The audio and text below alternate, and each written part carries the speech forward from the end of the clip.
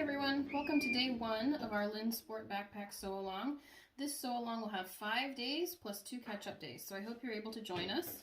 Today we'll be doing all of our cutting and interfacing, so let's get started. I'll show you a couple of bags that I've made and you can get to cutting. So here's the first one I made, and you notice it has an inside pocket here. This one has one small pen pocket and then the larger pocket.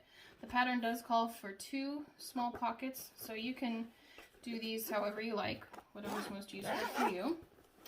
The inside is a good size, and there's a slip pocket on the interior. This water bottle is the one we usually take on our walks and to the parks and everything, and it actually fits in there.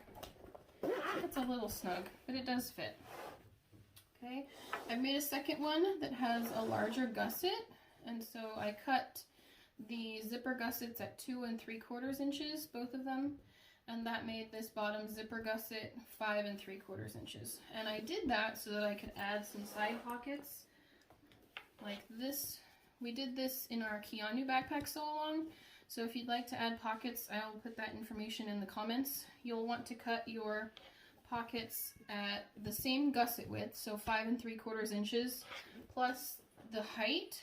The height here is 5 inches, so if you'll do a 1/4 inch seam allowance at the bottom to sew it on, you'll need 5 1/4 inches tall. So 5 1/4 inches tall by 5 3/4 inches wide, and actually you'll need to add a couple of inches, so do 7 3/4 inches wide, because you do this pleat at the bottom and then your elastic to hold your things. So I'll put those measurements in the comments as well if you'd like to do that, but that's how you figure it out if you don't want to make it quite as wide as this.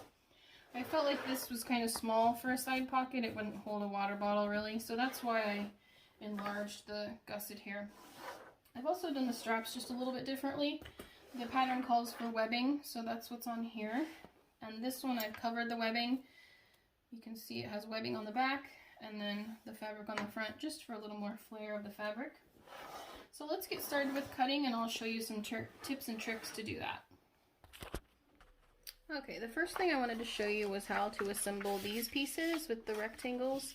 This will be your back pieces, and I've cut the top off here because I don't show whole pattern pieces in my videos, but I wanted to show you when you cut these out to cut straight right here and leave a little bit of a piece of paper hanging down. And then when you cut out this one, you can cut all the way around it.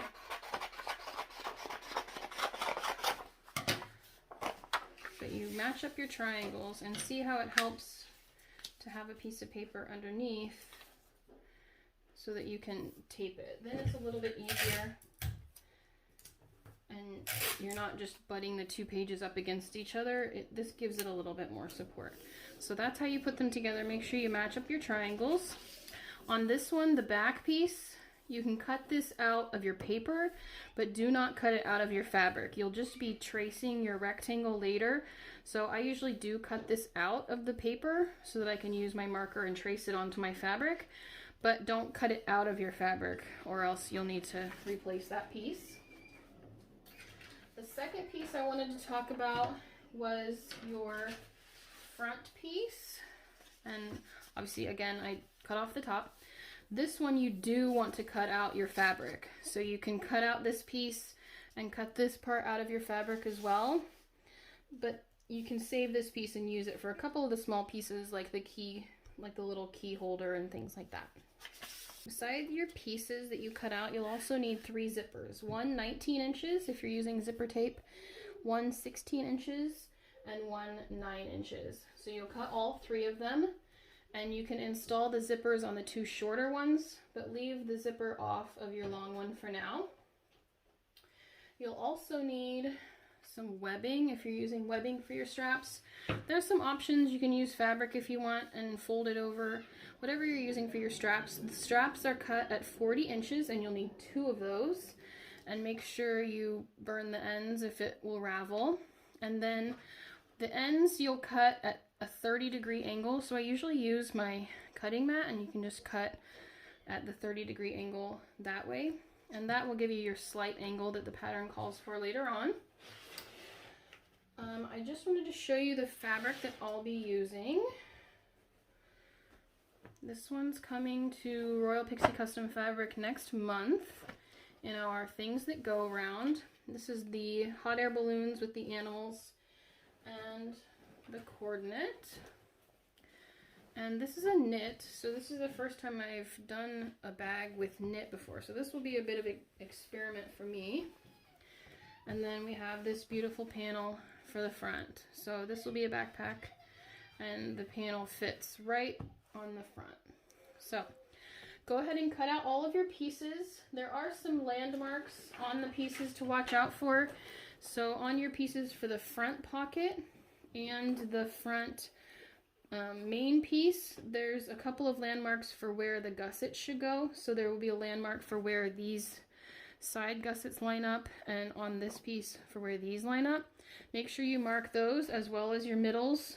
Mark the middles of each piece so that you can keep everything lined up.